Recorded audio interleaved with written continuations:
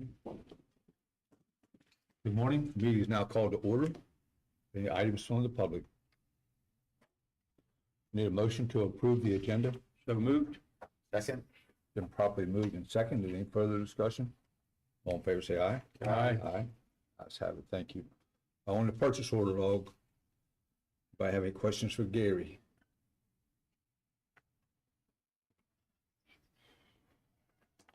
Okay. Gary, we do have two internal budget revisions this morning. You do, Mr. President. The first one is from Sheriff Blair from Department 716, which is Animal Control, looking for approval to move $200 from his salary line item to the supplemental salary line item. And the second one also from the Sheriff Blair in Department 716, asking for approval to move $8,000 from the salary line item to his overtime line item. Good, thank you.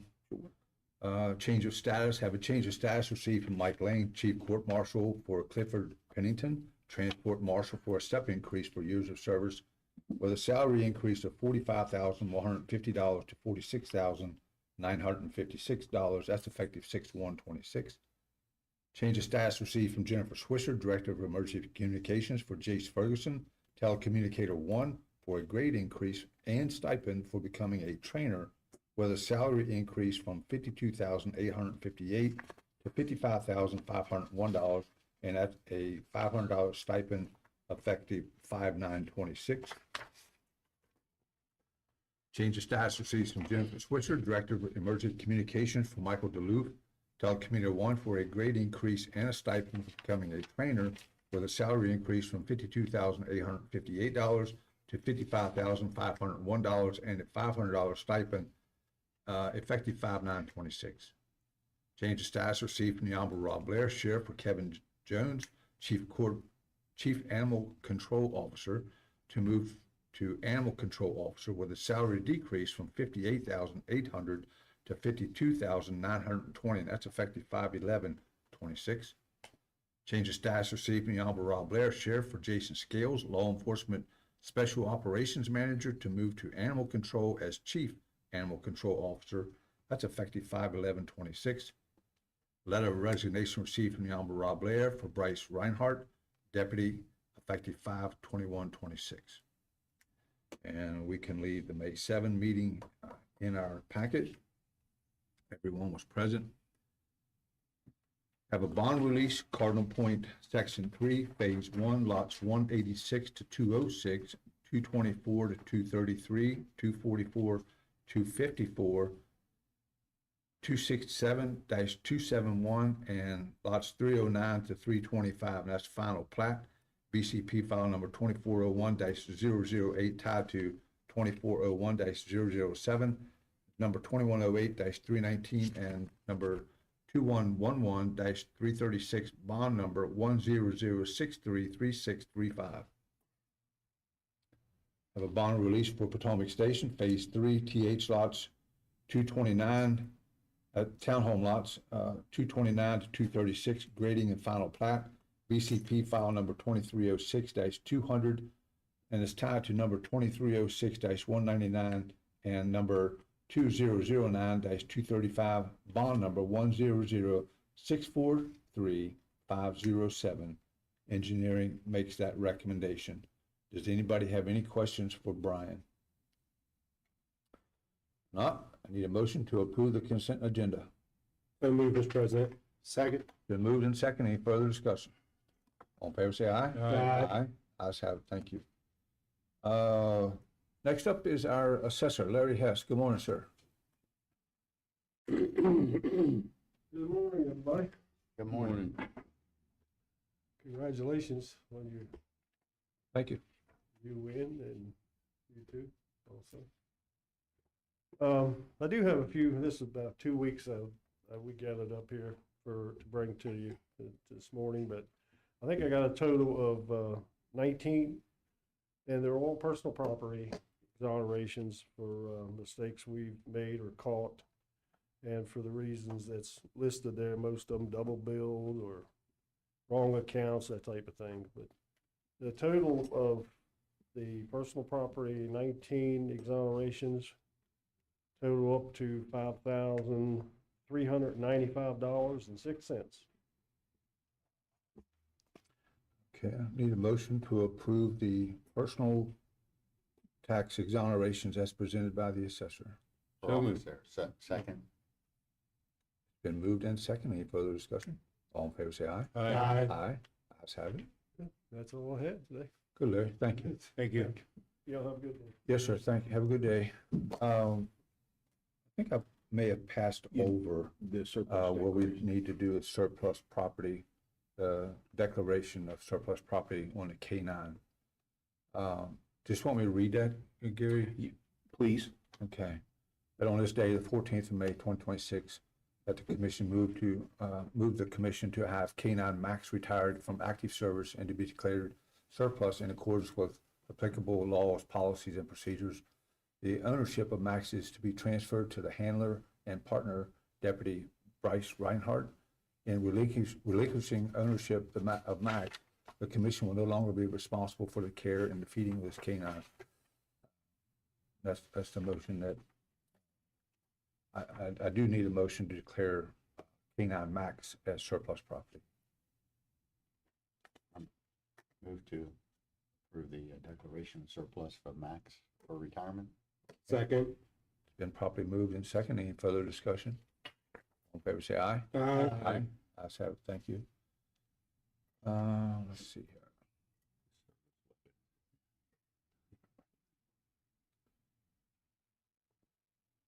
Next up is Julie Robertson. She's not here. Are you, is that who you're waiting on? No? I did not call ahead. I can't speak today. Okay, well, you'll be able to speak at the close of our meeting under public comment, okay? Sure. Board meeting reports. Yeah, let's go ahead and get that done. Mr. Boyd. I had a roundhouse meeting this week. Went over quite a few things. The home show this year had a record amount of guests. Over 6,000 people visited for the home show this year. Everything went well. They were very pleased with the facility and how well the show went this year. Then the Washington High School had their prom there, 400 students. This was their second year in a row, and they've asked to come back again next year. They really like the facility for their prom. The governor visited during the home show twice. He showed interest in trying to help us with some things, but we've yet to, we sent some letters and things, and we've not really got anything back exactly yet. Then the Eagle Scout project has been completed, and the caboose is fully restored. Nathan, I can't think of his last name, young man, he worked months on that project. It was a really big Eagle Scout project, and caboose is finished and restored to its originality. Yeah, it looks really nice. Yeah. It really does. Yeah, came together well. And we're working to upgrade the website to make it more functionable. We're having some security issues down there, and I want to talk to you, Gary, maybe about seeing about maybe getting some cameras installed and what the cost would be. There's been a lot of concern there with the bridge and people coming in and out of the door. We found like a homeless encampment inside the saw shop there, and so there's really no way to keep an eye on it fully because nobody's there every day. But I think if we put some cameras in place, that could help maybe at least detour some people from making their way in there and out of there so a little more often. In April, tour groups, there were 324 people from 25 states and 2 different countries.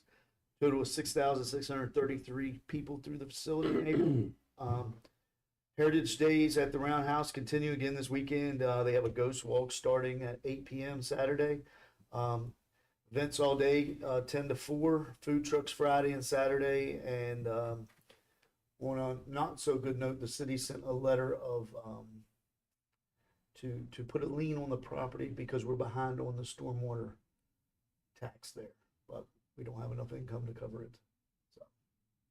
So I don't know what that means, where that'll go, but They'll own it. I guess. Very good. Mr. Hardy? Oh, I'm sorry. I'll leave that comment alone. Mr. Hardy? Yeah, good morning, everyone, and, busy week. First of all, I'd like to congratulate my colleagues Eddie and Jim on, winning their primary elections. Thank you. Appreciate all your all's hard work and all that you guys put in and your leadership, Jim, your longtime leadership to the county, and Eddie, all the stuff that you do for the county and have done for the county. Serving with you gentlemen makes me want to be a better person. Makes me want to do a better job. I truly enjoy this job. I truly enjoy serving with all of you all.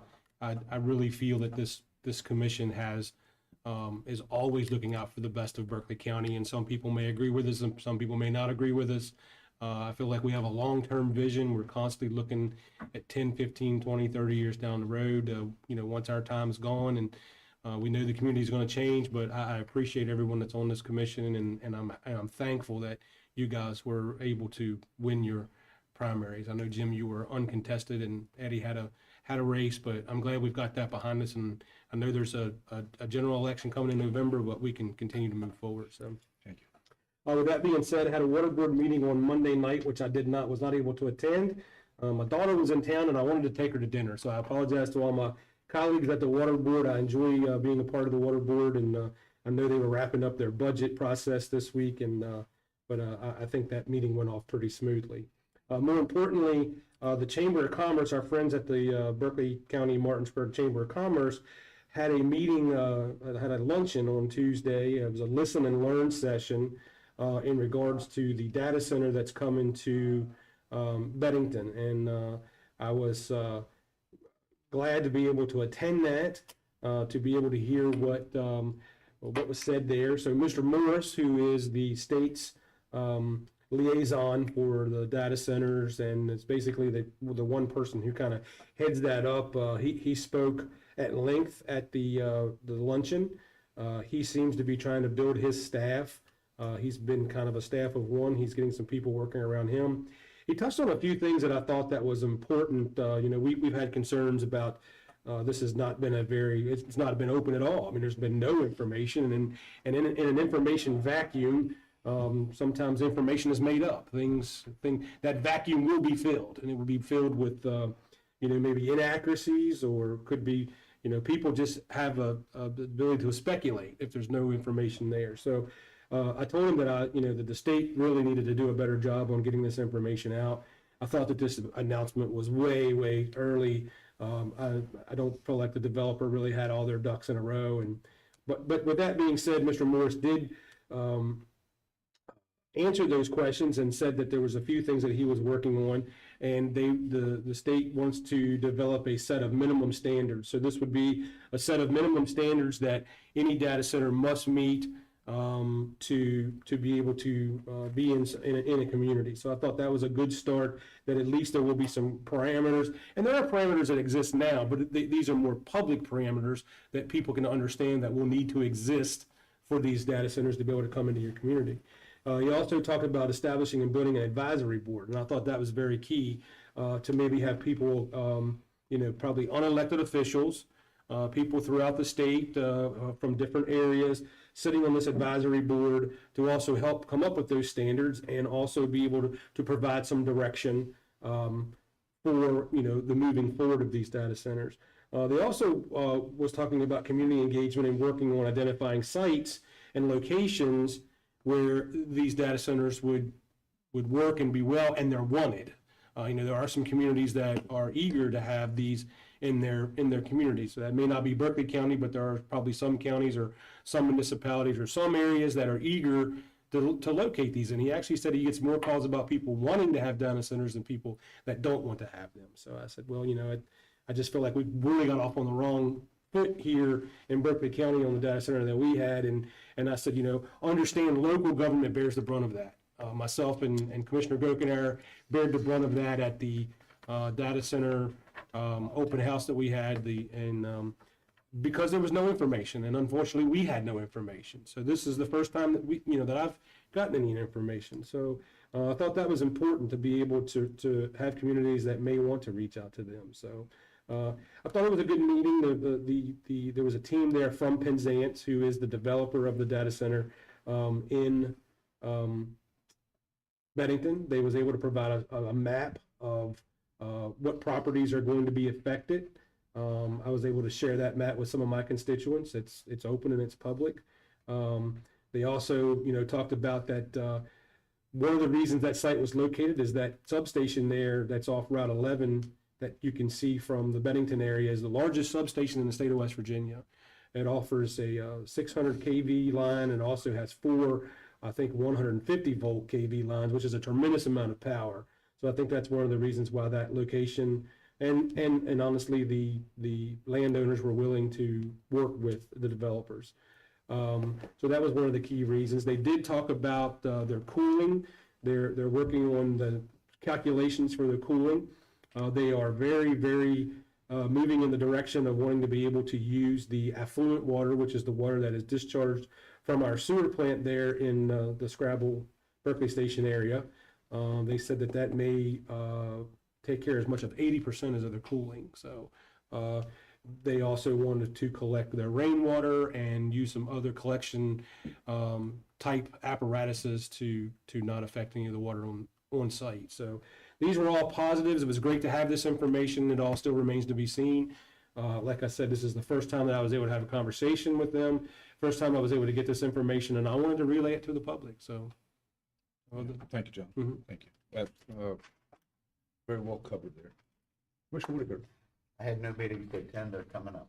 very good. Commissioner Cavett. I congratulate my colleagues as well on the election, and, I look at it as a reflection of us as a whole, the support that you all receive, so I appreciate the, support that you got from our constituents. We had, a Monday, it was our farmland protection meeting. This next round of applications begins June 1st, a couple of weeks, and goes through September 30th. Last year, there were 28 applications, the most ever in one single year. And it's important to tell people, if people ask you about it, is regardless if they've applied in the past, many times you have to reapply every year. So it's not like once you apply, you stay in the system. You have to reapply every year to try to get, and then everyone is scored accordingly to decide who are the top farms that are chosen to be selected to be put into the program. So on Tuesday morning, Gary and I were on WRNR, and Gary did an excellent job of, most of the questions were directed about the election that particular day and how it was all working. And at this point, Gary, I think it's safe to say that it went pretty smooth, didn't it? It did. Kudos to the clerk and his team. They did a Yeah. great job. Yeah, and so everything worked out, so we're pleased with that. Obviously, the turnout was lower than everyone had hoped, but it is what it is. But we did our job on our end, I think, as a county, so. And then later, Tuesday afternoon, I was over at CEC for a meeting with Lane Tobin off their staff with Mr. Schneider and Joe Burton and some other folks about the property on the top of the mountain that he's very interested in. We agreed last week to accept, to become a future park in Berkeley County. There's some issues that we need to discuss down the road here about the right-of-way and all that goes through that property, which we'll handle later today in executive session perhaps, but everything. Mr. Schneider is the first time I met him, is a wonderful human being, elderly person, that just a fine gentleman that really truly wants to do something positive for our community, and he's willing to pay for the improvements himself before it would ever be turned over to the county. So I salute him for his efforts, and that's all that I had, sir. Very good, thank you. I had an LAPC meeting this week. All Tier 2 reports are due in for them. They have 89 facilities that are reporting their different chemicals that are required by federal law to be reported. On the school system side, the school system uses the Raptor system for communication, emergency communication within the school. It's a little card that they wear and they can activate when necessary. And just as a point, we had two students actually activated on behalf of teachers who were having medical issues. So that's really a positive that was able to be employed to do that, to get help to those folks. Also, the Red Cross made a report that they've helped 32 families so far this year in Berkeley County. And Berkeley County is their busiest county that they participate in and help with. So I want to thank the Red Cross for their work. And also on the 20th, there's a hazmat training facility or training class in partnership with the Berkeley County agencies at the Air Guard. So there will be a lot of activity around there on the 20th. Along with Commissioner Hardy, I also attended the Chamber of Commerce luncheon and had an opportunity to speak with Mr. Morris on the data centers. And also, they had invited Buddy Reiser from Loudoun County. Buddy is their liaison, their person that's been on the ground managing the data center evolution over there, which, he kind of said, we're in our 8th inning and you guys are in your first inning. So at least we do have that contact that when we need information or a thought process, that we've got somebody else that we can reach out to. And then also that afternoon, I met with the water district with a private landowner to help negotiate and secure some additional water that will be going to that new water plant in Bunker Hill. That kind of wound out my day. And also I want to thank, the clerk and Joy for her leadership during the election, and also thank the poll workers and all those who allowed the polling sites to be used at those different facilities. Let's say one other thing. Sure. Mr. President, I just want to say, I was thrilled to see that the bond levy for the school system passed as well. I know it was the closest vote they've ever had, but I'm really excited about it because of this CTE school that they're proposing for the students of Berkeley County. And I think it's going to be one of the best things that's ever happened to this community when this thing evolves into a working school. I just think it's wonderful. And I salute those that voted to pass this bond levy because I think it's a great thing for Berkeley County. Very good. Tim's not here, the sheriff's not here, Julia Robertson is not here yet. So we're going to have to take a small break and we'll be right back shortly.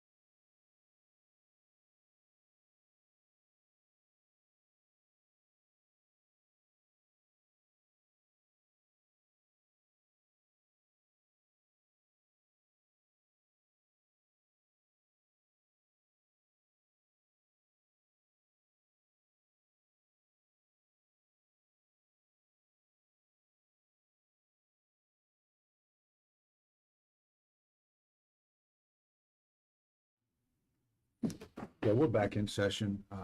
Next up is Julia Robertson, Apraxia Awareness Day Proclamation. Will come forward, please. Good morning. How you doing? It's good to see you.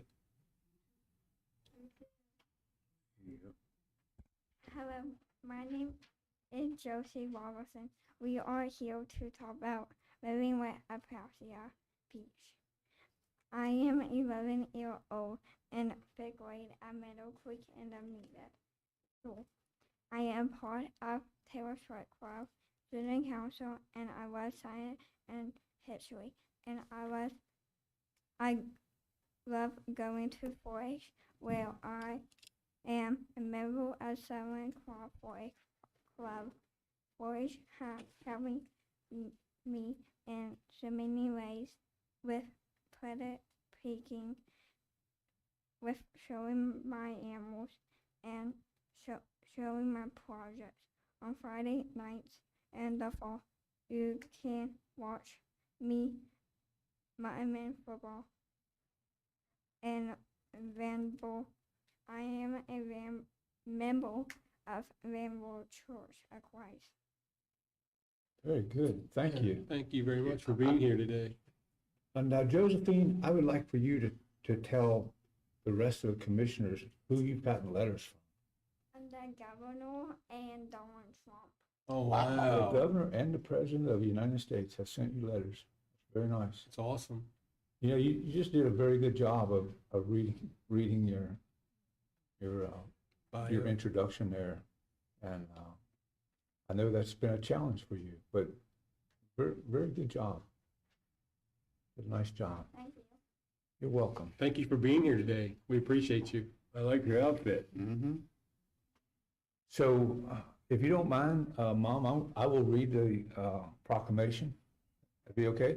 Yes, sir. All right.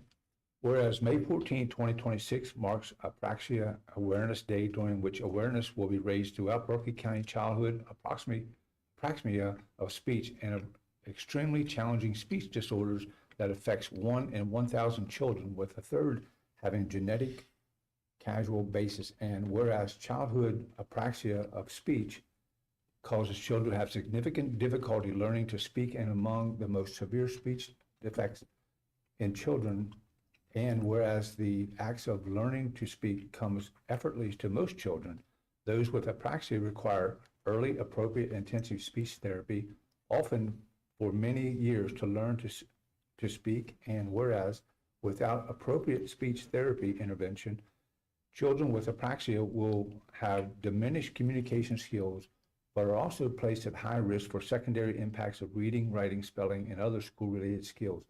And whereas such primary and secondary impacts diminish future independence and employment opportunities, challenge the ability to become productive, contributing citizens if not resolved or improved. And whereas public awareness about childhood apraxia of speech is essential for families of children who have neurological disorder and professionals who support them to achieve the needed services for those learning to their own voice. And whereas our highest respect goes to these children, as well as families, for their effort, determination, and resilience in the face of these obstacles. Therefore, be it resolved that the Berkeley County Commission does hereby proclaim May 14, 2026 as a Practice Awareness Day, and encourage all citizens to work within their communities and increase awareness, understanding of childhood apraxia and speech. Adopted this day, May 14th, 2026. I need a motion to adopt the proclamation. It'd be my pleasure to make that motion, sir. I would second it. It's been properly moved in second. Is there any further discussion? All in favor, say aye. Aye. Ayes have it. Thank you. Thank you so much. And I know it took a lot of strength, a lot of courage for you to come up here today, but you've got this, all right? You're gonna do a wonderful job at school today when you go back and present to the school, the whole school, this afternoon. So you have a great day, and thanks for coming in. Make sure. Oh, wow. Don't want to get a picture. Yeah, let's just take a real quick break, because she does need to get back to school. She's gonna give her bags while we're on Yeah. camera? Oh, wow. Let's do it.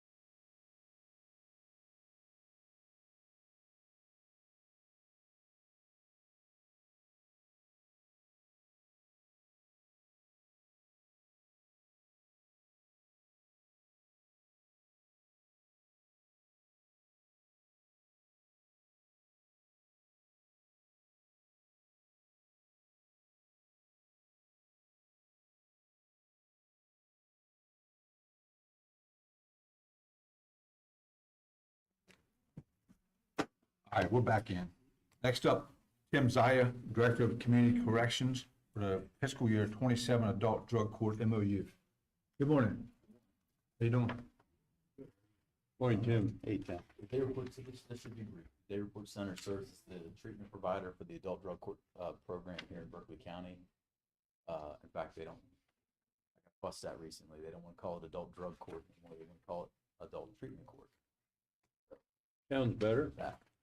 But the MOU that you see, there's no changes in it from the last 5-6 years that we've been having. It's the same agreement, same per diem rate. The MOU outlines all the services that we provide. The agreement that we have with the Supreme Court doesn't come close to covering the cost of the program, but we have an adult drug court federal grant that helps to offset the cost.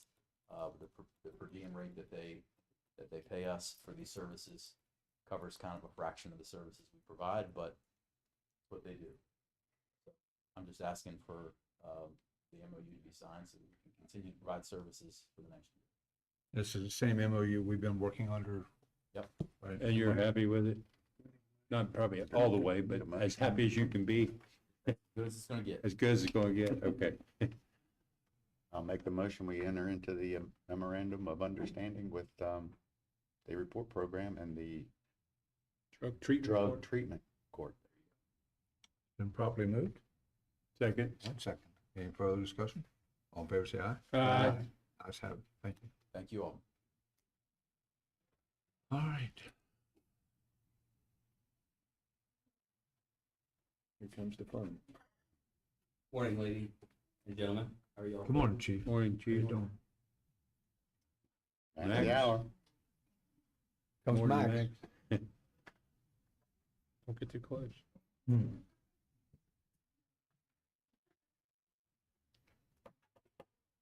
Gentlemen, we're here to formally request the retirement of K-9 Max, who has served with distinction alongside Deputy Reinhardt in Berkeley County Sheriff's Office since 2021.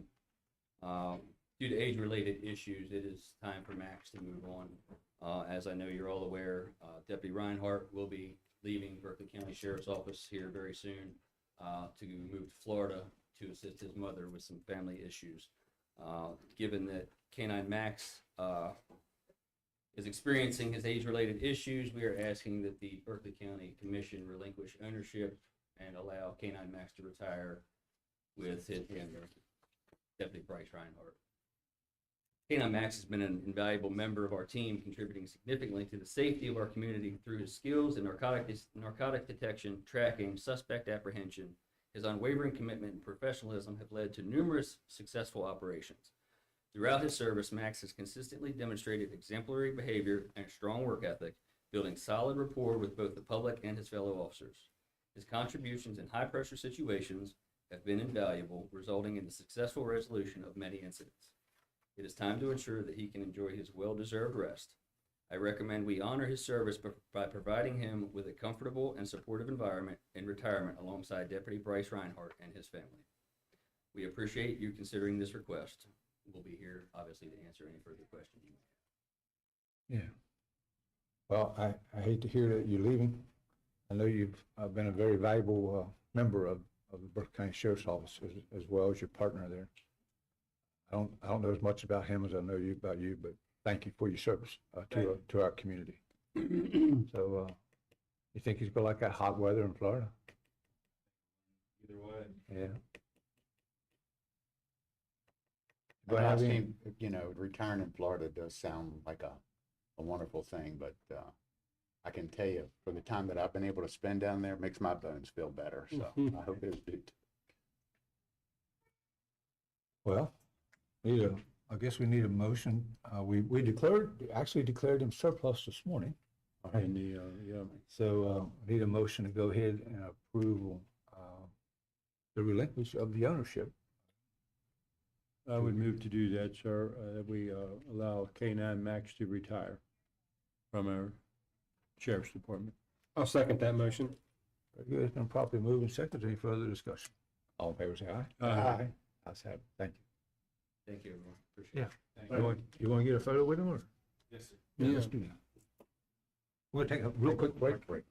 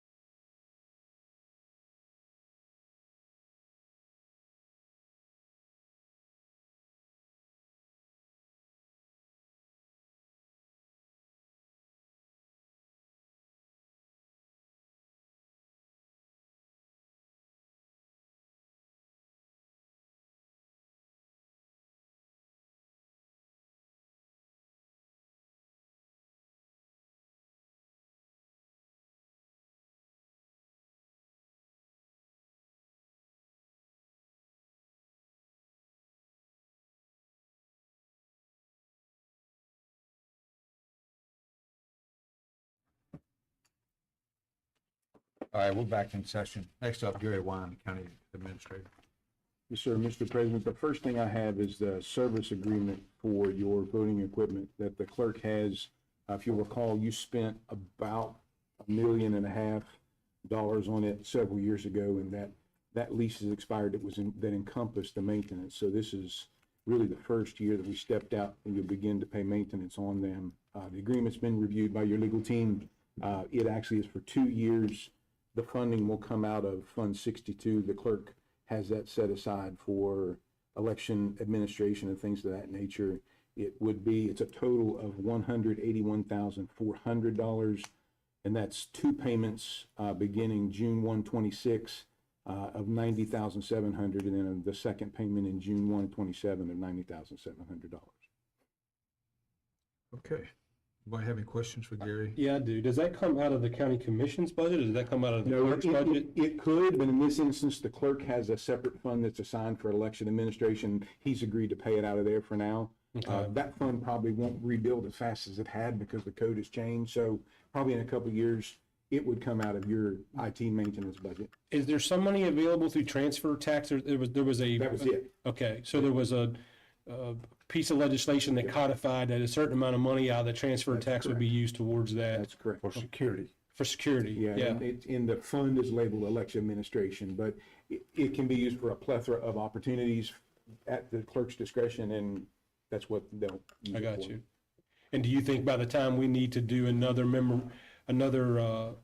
maintenance agreement would have backfilled itself, or probably not? I don't think so. I mean, it was a slide that money was getting diverted, and Yeah. it's since slowed down. It's So it slowed doesn't down. get much now. Okay, So probably not. We'll have to keep our eye on that target in 3 years and go from there. okay, sounds good, thank you. Yes, sir. Okay, need a motion to approve the grant and give the president the authority to sign. So moved. Second. Properly moved and second. Any further discussion? All in favor, say aye. Aye. Those opposed? Ayes have it. Thank you. HVAC tax credit. All right. So this project started back in 2023. Some of you here, some of you weren't, but this commission, along with some HVAC upgrades, did LED upgrades in a goodly portion of your buildings and really committed a significant investment in everything. But when you did the HVAC process, you invested in what is now called thermal battery storage. It's ICE, but this investment, as we fast forward, then it gets completed, there is an opportunity for tax credit. So when we first looked at it, I kind of chuckled. I'm like, well, where's the government tax credit? It rang funny to me in my ears. So fast forward in meetings and conversations and so on and so forth, turns out and we've had casual conversations. I've casually conversed with many of you over the years of, well, we potentially could see this number or that number. So finally decided that all of the stars aligned and the I's are dotted and T's crossed, where some of the money that you spent, about $6,500,000 and change that you spent, qualified for application to that, for a refund. So you can't imagine. So I enlisted the help of Cox Holiday, Charlie Howman, who helps with your financial statements and so on and so forth. Endless hours of effort in preparing for this conversation today. And there's so many, I'll call them clawback statements. There's so many in this part of the code that says, well, the IRS will approve this, but even if we prove it, they may want it back. And so this is step one. So you first have to prove that you're qualified. So invoices, where it was made, when it was made, how much power does it use? If it uses less than this, then you qualify for that. So it was crazy. So fast forward to today's conversation. We believe that your tax credit for that money is $2,543,407. And one of the funniest pieces to all of this is you literally used ARPA money to make the purchase. So you had federal monies that were given out. You received 23 million and change, I believe. Some of that was designated for certain and some over here.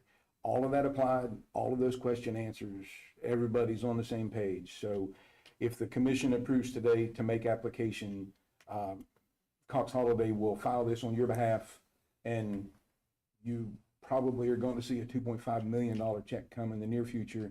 And I would strongly suggest that we just put that in your rainy day fund, let it sit for a while until all the dust clears, and make sure it goes through all the gyrations at the IRS and there aren't any issues and anybody has any questions. And if there are any questions or any concerns or something looked wrong and somebody says, hey, may I have, no questions. We just handle it and go from there. But as of right now, it's $2.5 million.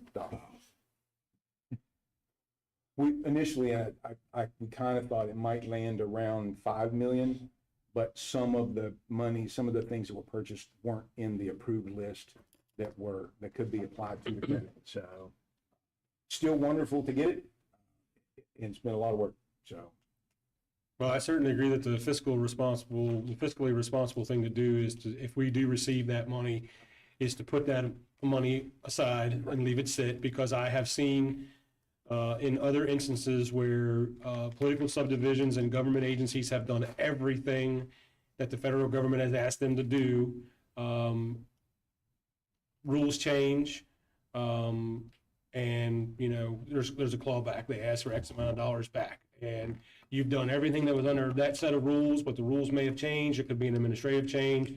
I've seen it. So you may have thought you followed all the rules, but the rules could change. So I think it's very prudent for us, if we do receive this money, whatever the amount is to stick it in an account somewhere and let it sit and make sure that the federal government doesn't come back and say, hey, we want $750,000 of that money back. And we've spent it on something. So I don't know what that timeline looks like, but I think that, we should at least make that first move in that assumption. And when I asked Cox Holiday, and they were on the timeline too, right? So who knows? You file it, you see what happens. We've answered every question, followed every procedure, done everything they asked to do. So we're to the point now. If the commission chooses, just approve it and president's signature to sign. Yeah, Gary, I know that you put a lot of effort into this. A lot of times I come in your office or I call you on these, I'm working on a tax credit. So I thank you for your efforts there and hopefully get some of those dollars returned.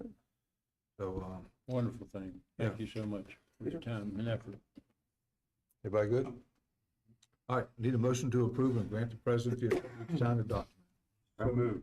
Second. Been properly moved and second. Any further discussion? All in favor, say aye. Aye. Those opposed? Ayes have it. Thank you.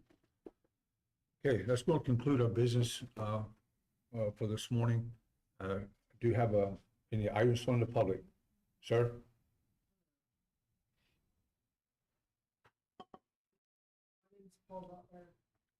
Come up to the podium first and then tell us your name, sir, please. My name's Paul Butler. I live in this county and I have for about 6 months. I moved here from Jefferson County, and I've lived up here in West Virginia about the last 5 or 6 years. I live across the street from the. I have a prepared statement. I'm here to speak about police brutality. This county has a fascist problem. The police go around like they are the ones in charge, and there's a good reason, I suppose, for them to feel that way. All right, this county has a well-deserved reputation of extreme brutality against its black, brown, and poor white residents. For the people from here, this is a well-known fact. It goes without saying.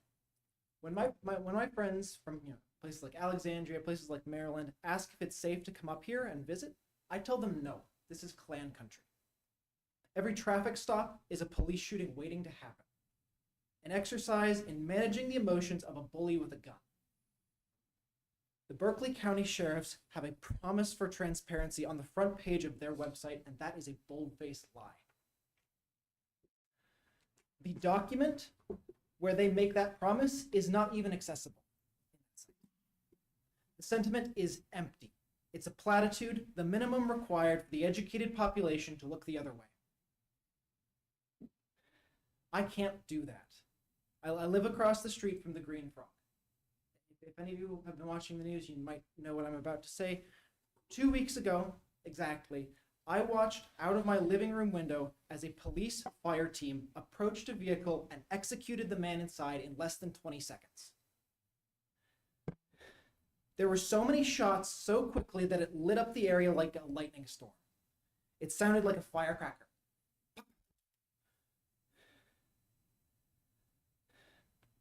The Berkeley County Sheriffs, Martinsburg City Police, and West Virginia State Troopers operating here are completely out of control.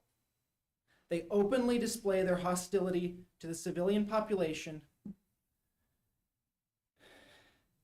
and this county is brutalizing your constituents and their guests from around the country every single day.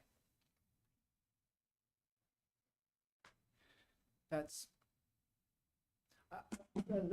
the meat of what I wanted to say. I wanted to, get towards the end of my time with a quote from Martin Luther King. It's from 1968, I believe, maybe 65. It's inevitable that we've got to bring up, it's inevitable that we've got to bring out the question of the tragic mix-up of priorities. We are spending all of this money for death and destruction, and not nearly enough money for life and constructive development. When the guns of war become a national obsession, social needs inevitably suffer. Commissioner Boyd, I really it jumped out to me like a light bulb today. Like hearing you speak about monitoring a homeless encampment, about breaking them up. Like, isn't it worth looking into being able to help them? Like it's cheaper, it's faster, it actually solves the problem instead of just kicking the can down the road. All of these tools, every dollar that you invest in the police is a dollar invested in a hammer. And it turns every single person with a problem into a nail. Thank you. We do have need for executive session. Need a motion to go into executive session for personnel reasons. Mr. President, I move that we go into executive session for personnel reasons. We are in executive session.